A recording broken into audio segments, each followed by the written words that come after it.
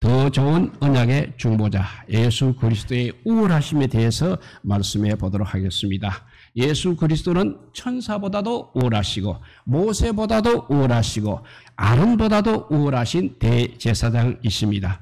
우월하신 대제사장 예수 그리스도는 더 좋은 언약을 근거로 해서 더 좋은 성소에서 더 좋은 제사를 드리게 되는 것입니다. 히브리서 8장의 중심 내용은 모세를 통하여 이스라엘 백성들에게 주어졌던 그 옛 언약이 어떻게 하여 예수 그리스도로 말미암아 이제 새 언약으로 대체되었는가에 대한 설명을 하고 있습니다.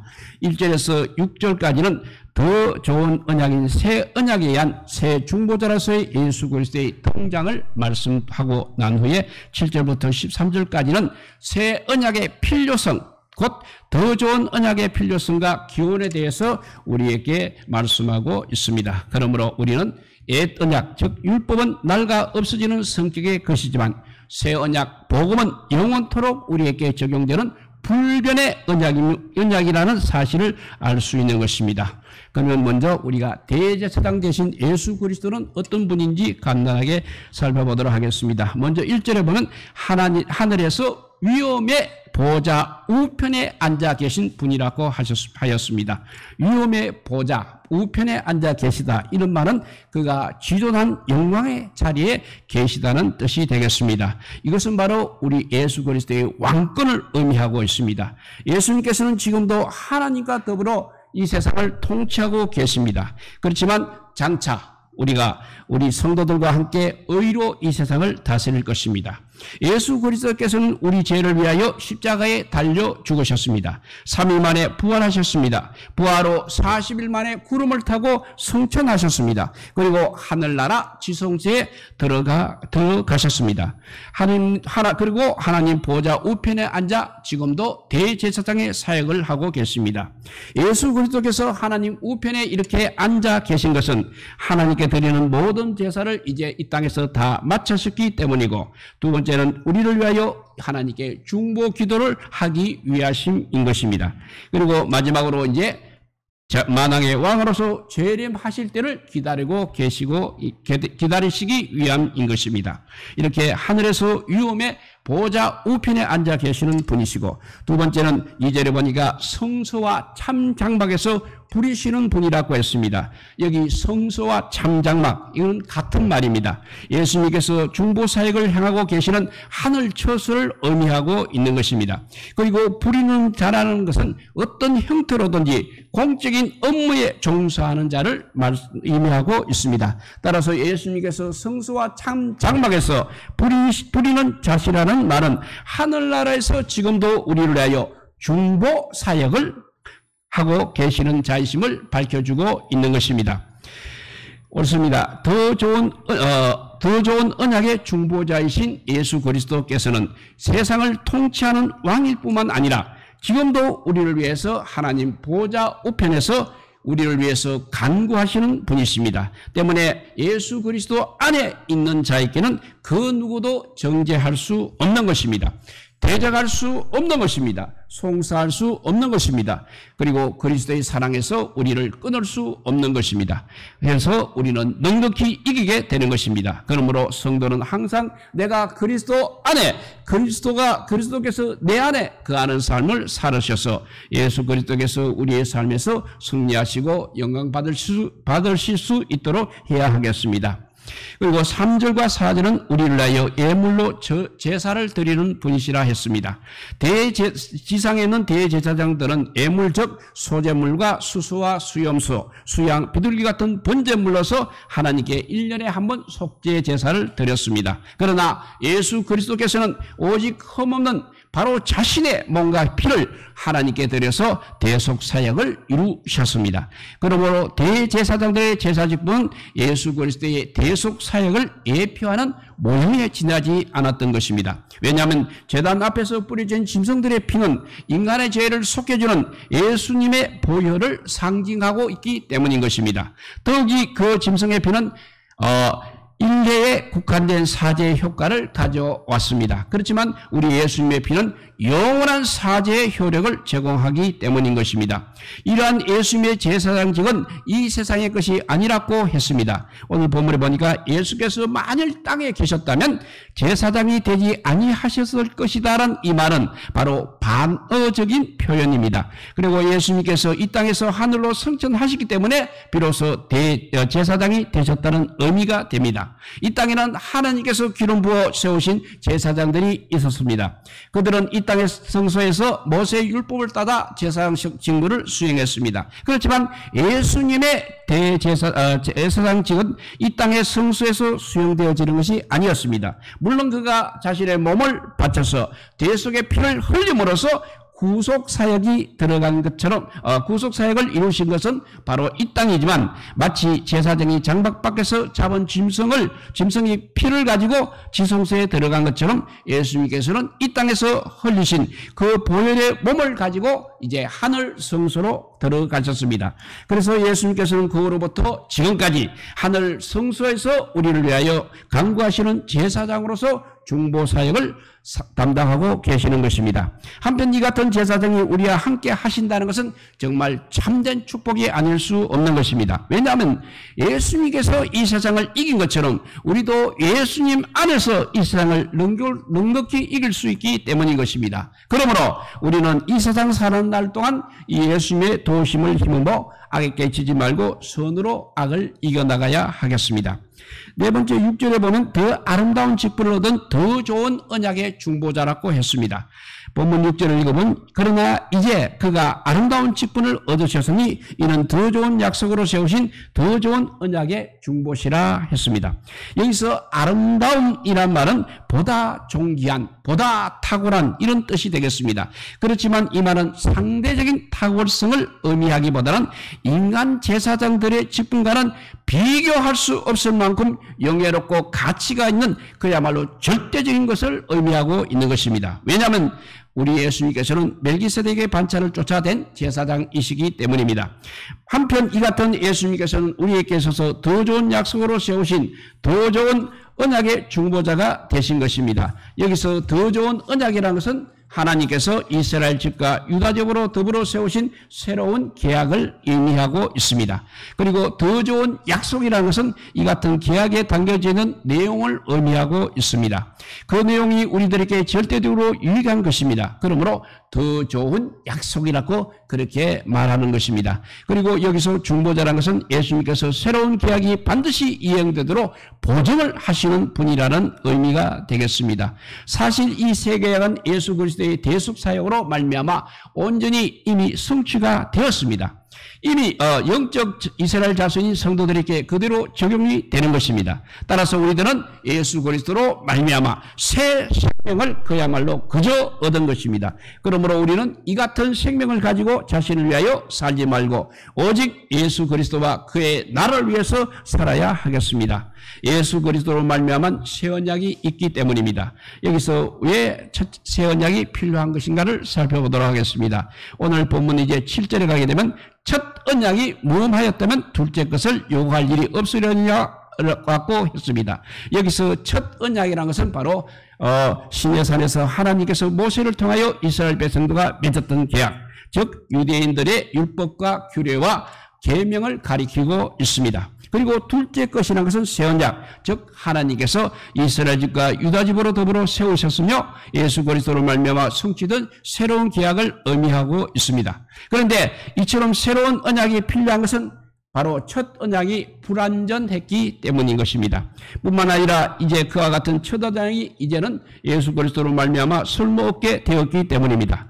그렇습니다. 이제 우리가 하나님 앞에 어려운 자로 인정받는다는 것은 율법의 행위에 의해서가 아니라는 것입니다. 오직 예수 그리스도께서 우리의 죄를 사하시기 위하여 십자가에 돌아가셨고 또 부활 승천하셨으며 하나님 우편에 앉아 우리를 위하여 지금도 간구하고 계시다는 사실을 믿는 바로 그 믿음에 의해서인 것입니다. 그러므로 우리는 이제 하나님 앞에서 어렵다함을 받기 위하여 계명을 지킬 필요는 없습니다. 그렇지만 그리스도께 대하여 감사하는 마음으로 그분의 계명을 준행할 필요성은 있는 것입니다. 그런데 예수 그리스도께서 우리에게 주신 새 계명은 바로 요한복음 13장 34절 내가 너희를 사랑한 것 같이 너희도 서로 사랑하는 계명입니다. 그러므로 우리는 이 세상에서 사랑을 쫓아 행하여 사랑을 이웃에게 나누어주는 사랑의 실천자가 되어야 하는 것입니다. 두 번째 새 언약의 필요성은 하나님께서 누구와 더불어 새 언약을 세우시겠다고 했느냐면 8절에 보니 하나님께서는 날이 이르느니 그때 새 언약을 세우시겠다고 하셨습니다. 여기서 날이 이르느니 또는 그날 10절에 그날 후에라는 말은 에레미야 선지자가 절교선 말입니다. 곧 앞으로 도래할 메시아의 시대를 의미하고 있는 것입니다. 그러므로 우리는 하나님께서 새 언약을 세우는 때란 다름 아닌 이 신약 시대를 말하고 있는 것입니다. 그리고 하나님께서 이스라엘 집과 유다 집으로 더불어 새 언약을 세우시겠다고 하셨습니다. 그런데 에레미야 당시는 이제 이스라엘과 북이스라엘과 남유다가 한 국가로서 존속하여 있지 못하여 두 왕국으로 나누어서 북이스라엘은 이미 망했고 남유다만이 남아있던 그런 때입니다. 따라서 위와 같은 하나님의 말씀은 에레미야에게 언젠가 북이스라엘과 남유다와 더불어 회복이 되어서 한 국가를 이룰 것이라는 희망을 안겨 주었던 것입니다. 뿐만 아니라 위와 같은 하나님의 말씀은 하나님께서 이제는 유대인이든 이방인이든 간에 구별 없이 영적으로 예수 그리스도 안에서 하나가 될 자들과 더불어 새 언약을 세우시겠다는 그런 상징적 의미도 띠고 있는 것입니다. 이러한 사실은 신약시대에 이르러 그리스도로 말미암아 복음이 유대인 이방인을 불문하고 모든 사람에게 주어진 점에 의해 입증이 되었습니다. 하나님께서 세우신 새 언약은 예수 그리스도께서 십자가상에서 대속의 죽음으로서 온전히 성취되었던 것입니다. 선지자 이사야는 예수 그리스도의 이러한 사역에 대해서 이사야서 53장 5절에 그가 찔림은 우리의 허물을 인하며 그가 상함은 우리의 죄악을 인함이라. 그가 징계를 받음으로 우리가 평화를 누리고 그가 또 채찍에 맞음으로 우리가 나음을 입었도다라고 그렇게 이사야 선지자가 예수 그리스도의 사역에 대해서 말씀해 주었던 것입니다. 그리고 세 번째 옛 구절에 보면 옛 언약과 새 언약의 차이점이 무엇이냐 하는 것입니다. 옛 언약은 아시다시피 유종의 미를 거두지 못하였습니다. 그렇지만 새 언약은 그렇지 않다는 것입니다. 옛 언약은 하나님께서 애굽의 노예와 같은 처지에 있던 이스라엘 열조들의 손을 붙잡고 애굽 땅에서 인도하여 내셨던 그날에 주신 것입니다. 그런데 그들은 하나님의 크신 은혜를 저버리고 그 같은 언약을 준행하지 아니하였던 것입니다. 따라서 자동적으로 하나님과 이스라엘 백성들 간에 맺어졌던 옛 언약은 이제 효력을 상실하고 말았습니다. 그리고 그들은 더 이상 하나님의 돌보심을 받지 못하고 진노의 심판을 선고받았습니다. 그러나 새 언약은 그렇지 않다는 것입니다. 옛 언약은 사람들의 불의로 인해 그 효력이 상실되었지만 새 언약은 사람들의 불의에도 불구하고 끝까지 그 효력을 간직하고 있다는 것입니다. 왜냐하면 12절에 보면 하나님께서 인간의 불의를 긍휼히 여기시고 죄를 다시 기억하지 아니하시겠다는 것이 바로 새 언약이기 때문입니다. 따라서 이 같은 새 언약이 우리에게 주어졌다는 것은 영혼의 닭과 같아서 튼튼하고 견고하여 우리를 넉넉히 구원의 자리로까지 인도하여 줄 수 있음을 의미하고 있는 것입니다. 그러니 우리는 어떠한 상황 속에서도 우리에게 보장이 되어 있는 이 구원의 확실성에 대하여 결코 의심하지 말고 각 사람이 동일한 부지런함을 나타내어 끝까지 소망의 풍성함에 이르러 게으르지 아니하고 믿음과 오래 참음으로 말미암아 신앙의 열매를 반드시 거두어 드려야 하겠습니다.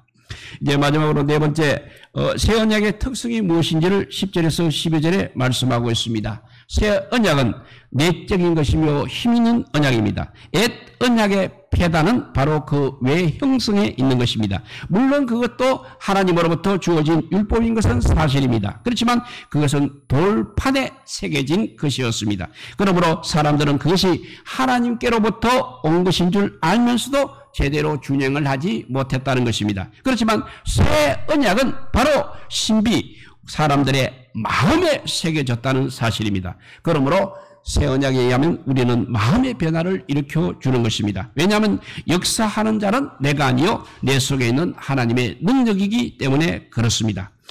이렇게 새 언약은 내적인 것이며 힘 있는 언약입니다. 두 번째, 새 언약은 하나님이 되실 하나님과 하나님이 말씀하시는 바 내 백성이 될 백성 사이에 긴밀한 관계가 형성되어 있다는 사실입니다. 물론 하나님께서는 언약을 체결하기도 앞서서 출애굽기 6장 7절에 너희로 내 백성을 삼고 나는 너희 하나님이 되리라고 말씀하셨습니다. 그러나 옛 언약과 새 언약에 있어서 이런 말에는 의미상 차이가 있는 것입니다. 왜냐하면 옛 언약에 있어서의 강조점은 이스라엘이 하나님의 택한 백성이라는 사실에 있는 것에 반해서 새 언약에 있어서 구원자 하나님이신 예수 그리스도께서 인간과 함께 하신다는 점에 강조점이 있기 때문에 그렇습니다. 새 언약의 주체인 예수 그리스도의 사랑과 희생과 부활 등 삶 전체가 성부 하나님께서 인류를 구원하시다는 새 언약의 근거로서 주어졌다는 것입니다. 이제 우리는 새 언약의 주체신